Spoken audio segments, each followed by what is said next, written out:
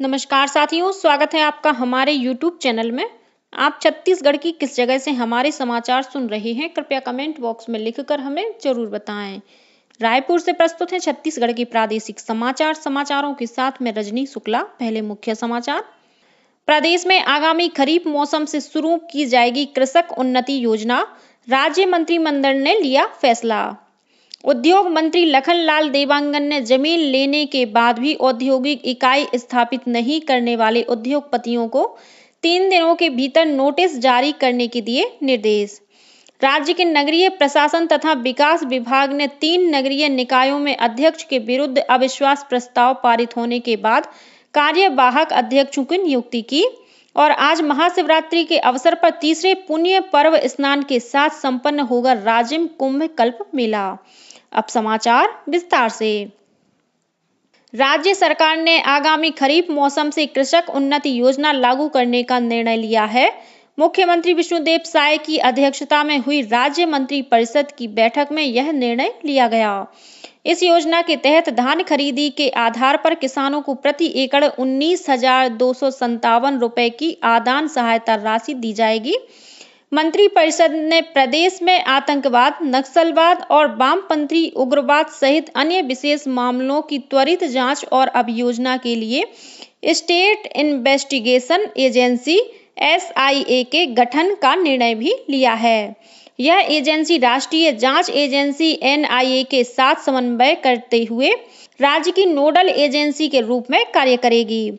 इसके लिए एक पुलिस अधीक्षक सहित कुल 74 नए पदों का सृजन भी किया गया है। मंत्रिपरिषद के एक अन्य फैसले के तहत मीसाबंदियों को दी जाने वाली सम्मान निधि को फिर से शुरू किया जाएगा। इसके तहत पिछले 5 वर्षों की बकाया राशि प्रदान करने को भी मंजूरी दी गई। बकाया राशि का भुगतान आगामी 1 नवंबर को किया जाएगा। मंत्रिपरिषद ने विभिन्न जन कल्याणकारी नीतियों को सफलतापूर्वक लागू करने और जन समस्याओं के त्वरित समाधान के उद्देश्य से सुशासन तथा अभिसरण विभाग के गठन का निर्णय भी लिया है।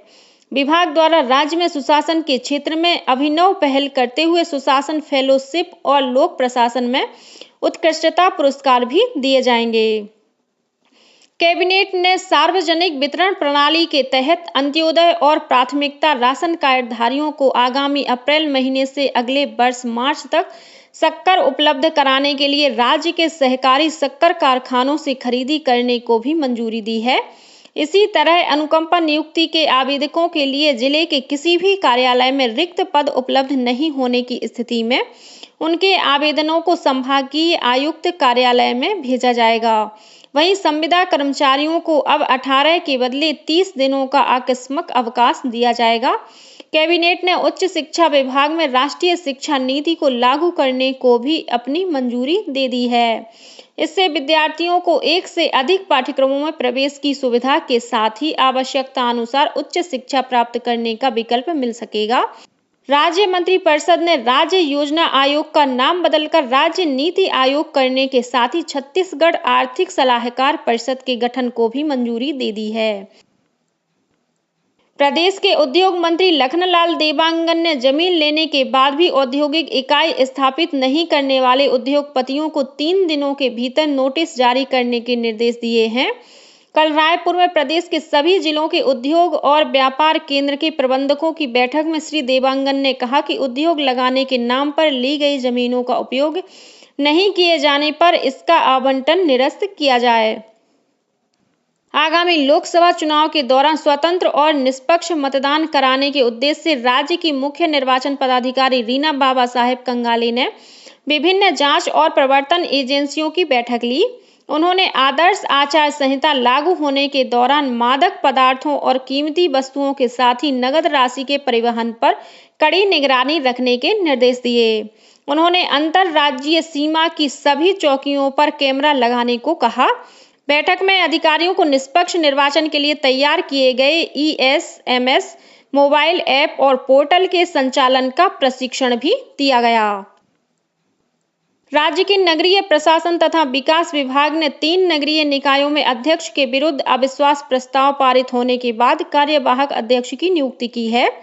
विभाग द्वारा जारी अलग अलग आदेशों के अनुसार बिलासपुर जिले के तखतपुर नगरपालिका में वार्ड क्रमांक 13 की पार्षद अमरीका कृष्ण कुमार साहू को नगर पालिका का कार्यवाहक अध्यक्ष बनाया गया है।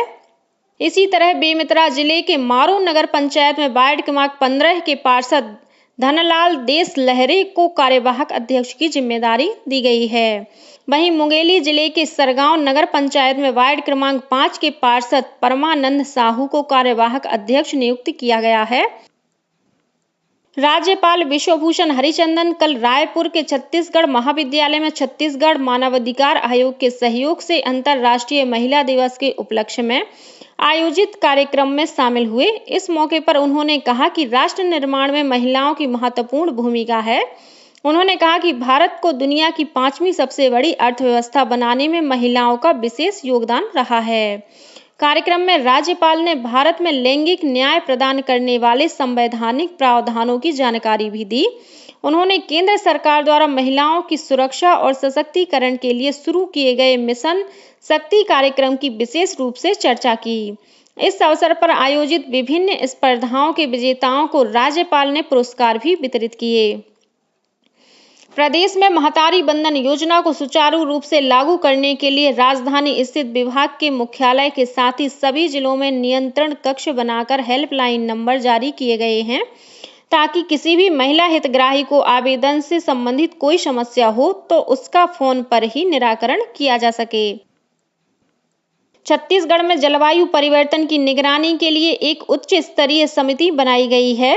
राजधानी रायपुर में संपन्न हुए छत्तीसगढ़ क्लाइमेट चेंज कॉन्क्लेव के दौरान यह घोषणा की गई। सम्मेलन में मुख्यमंत्री विष्णुदेव साय ने कहा कि प्रदेश के जंगलों में अनेक प्रकार के औषधीय पौधे पाए जाते हैं। इनके संरक्षण के लिए वन क्षेत्र में रहने वाली विशेष पिछड़ी जनजाति के जानकारों के सुझावों पर अमल किया जाएगा। गौरतलब है कि जलवायु परिवर्तन सम्मेलन में प्रदेश के विभिन्न वन क्षेत्रों में रहने वाली विशेष पिछड़ी जनजातियों के प्रतिनिधियों और वैद्य राज्यों को भी आमंत्रित किया गया था। इन जनजातियों द्वारा जलवायु और पर्यावरण संरक्षण की दिशा में किए जा रहे कार्यों और उनके सुझावों को देश के बाहर भी अन्य जलवायु संस्थाओं के साथ साझा किया जाएगा, ताकि उनके अनुभव और ज्ञान का लाभ वैश्विक स्तर पर मिल सके। इस सम्मेलन में विशेष रूप से आमंत्रित ब्रिटिश डिप्टी हाई कमिश्नर ने जलवायु संरक्षण की दिशा में राज्य सरकार द्वारा किए गए प्रयासों की सराहना की। बीजापुर जिले के जांगला निवासी कैलाश नाग की कल माओवादियों ने गोली मारकर हत्या कर दी। वे उस समय कोटमेटा इलाके में तालाब निर्माण का कार्य करवा रहे थे। इस दौरान माओवादियों ने तालाब निर्माण में लगे वाहन को भी आग के हवाले कर दिया। पुलिस द्वारा घटना की जांच की जा रही है। आज महाशिवरात्रि के अवसर पर तीसरे पुण्य पर्व स्नान के साथ राजिम कुंभ कल्प मेले का समापन होगा। इस अवसर पर राज्यपाल विश्वभूषण हरिचंदन मुख्य अतिथि होंगे। प्रदेश के उप मुख्यमंत्री विजय शर्मा कार्यक्रम की अध्यक्षता करेंगे। वहीं राज्य सरकार के कुछ अन्य मंत्री भी विशिष्ट अतिथि के रूप में कार्यक्रम में शामिल होंगे। 24 फरवरी से शुरू हुए इस मेले के दौरान संत समागम सहित 2 पुण्य पर्व स्नान हो चुके हैं। आज मेले के समापन के पहले देश भर से पहुंचे साधु संत और विभिन्न अखाड़ों के नागा साधुओं की उपस्थिति में शाही स्नान के लिए शोभा यात्रा निकाली जाएगी। यह शोभा यात्रा सुबह 6:30 बजे संत समागम परिसर से शुरू होकर नवापारा और राजिम शहर के प्रमुख मार्गों से गुजरने के पश्चात मेला क्षेत्र में बनाए गए शाही कुंड पहुंचेगी, जहां साधु संत पुण्य स्नान करेंगे। मेले के अंतिम दिन मुख्य मंच पर विभिन्न लोक सांस्कृतिक कार्यक्रमों के साथ ही रामायण पर आधारित लाइट एंड साउंड शो का आयोजन भी किया जाएगा। महाशिवरात्रि के मौके पर राज्यपाल और मुख्यमंत्री ने देशवासियों को बधाई और शुभकामनाएं दी हैं। छत्तीसगढ़ और मध्य प्रदेश के एनसीसी कैडेटों के लिए एट होम कार्यक्रम का आयोजन किया गया। राजभवन में आयोजित इस कार्यक्रम में राज्यपाल विश्वभूषण हरिचंदन ने एनसीसी कैडेटों का आह्वान किया कि वे देश हित में समर्पण के साथ कार्य करें। इस कार्यक्रम में प्रदेश के उन एनसीसी कैडेटों ने भी भाग लिया जिन्हें पिछले दिनों नई दिल्ली के गणतंत्र दिवस परेड में शामिल होने का अवसर मिला था। इन कैडेटों को देश में 6वां स्थान प्राप्त करने पर राज्यपाल ने बधाई एवं शुभकामनाएं दी। उन्होंने सांस्कृतिक प्रस्तुति देने वाले कैडेटों को पुरस्कृत भी किया। इस मौके पर प्रदेश के एनसीसी प्रभारी ब्रिगेडियर विक्रम सिंह चौहान ने बताया कि इस समय राज्य में 23,000 से अधिक युवा एनसीसी से जुड़े हुए हैं। आज अंतर्राष्ट्रीय महिला दिवस है। राष्ट्रपति द्रौपदी मुर्मू ने अंतर्राष्ट्रीय महिला दिवस पर सभी नागरिकों, विशेषकर महिलाओं को अपनी शुभकामनाएं दी हैं। यह दिवस प्रत्येक वर्ष 8 मार्च को मनाया जाता है। राष्ट्रपति मुर्मू ने कहा कि यह दिवस स्त्री पुरुष समानता और महिलाओं के अधिकारों को लेकर जागरूकता बढ़ाने के प्रयासों और महिलाओं की उपलब्धियों को स्वीकृति देने के प्रति समर्पित है। राष्ट्रपति मुर्मू ने कहा कि आज महिलाएं विज्ञान से लेकर प्रौद्योगिकी, औषधि, अंतरिक्ष, सशस्त्र बल और खेल जैसे विभिन्न क्षेत्रों में नए मानक स्थापित कर रही हैं। उन्होंने कहा कि इसकी एक झलक इस वर्ष के गणतंत्र दिवस परेड के दौरान महिला शक्ति और नेतृत्व के शानदार प्रदर्शन में देखने को मिली। इस अवसर पर राज्यपाल विश्वभूषण हरिचंदन ने भी समस्त महिलाओं सहित प्रदेशवासियों को बधाई और शुभकामनाएं दी हैं। राष्ट्रपति द्रौपदी मुर्मू ने कहा कि संस्कृत भाषा ने देश की विशाल भूमि की विविधता को एकता के सूत्र में पिरोया है। नई दिल्ली में कल केंद्रीय संस्कृत विश्वविद्यालय के पहले दीक्षांत समारोह को संबोधित करते हुए राष्ट्रपति ने कहा कि बहुत सी भारतीय भाषाओं को संस्कृत के शब्दकोश ने समृद्ध बनाया है। ये भाषाएं विभिन्न क्षेत्रों और राज्यों में फल फूल रही हैं। राष्ट्रपति मुर्मू ने कहा कि यह न सिर्फ देवों की भाषा है, बल्कि यह लोगों की भी भाषा है। उन्होंने कहा कि भारतीय संस्कृति के प्रति गर्व की अनुभूति राष्ट्रीय चेतना का आधार है। साहित्य अकादमी द्वारा नई दिल्ली में 11 से 16 मार्च के बीच विश्व के सबसे बड़े साहित्यिक कार्यक्रम साहित्य उत्सव का आयोजन किया जाएगा। इस कार्यक्रम में साहित्य जगत के 1100 से अधिक लेखक और विद्वान भाग लेंगे। इसके अलावा 175 भाषाओं के भाषाविद कार्यक्रम में अपनी भाषाओं का प्रतिनिधित्व करेंगे। कार्यक्रम में प्रख्यात उर्दू लेखक और गीतकार गुलजार भी शामिल होंगे। इसके अलावा 3 राज्यों के राज्यपाल भी साहित्य उत्सव में उपस्थित रहेंगे। इनमें केरल के राज्यपाल आरिफ मोहम्मद खान, छत्तीसगढ़ से विश्वभूषण हरिचंदन और पश्चिम बंगाल के राज्यपाल सीबी आनंद बोस शामिल हैं। आपसी सुलह राजीनामा के जरिए मामलों का निपटारा करने के लिए राष्ट्रीय विधिक सेवा प्राधिकरण नालसा नई दिल्ली के तत्वावधान में शनिवार 9 मार्च को देशव्यापी नेशनल लोक अदालत का आयोजन किया जाएगा। राज्य विधिक सेवा प्राधिकरण सालसा बिलासपुर द्वारा प्रदेश के सभी जिला न्यायालयों एवं व्यवहार न्यायालयों में भी लोक अदालत आयोजित किए जाएंगे। यह वर्ष 2024 की प्रथम लोक अदालत होगी। और अब कुछ अन्य खबरें संक्षेप में। छत्तीसगढ़ भवन एवं अन्य सन्निर्माण कर्मकार मंडल ने श्रमिकों के पंजीयन के नवीनीकरण की तिथि 31 मार्च तक के लिए बढ़ा दी है। मुख्यमंत्री विष्णुदेव साय द्वारा जगार 2024 का 10 मार्च को शुभारंभ किया जाएगा।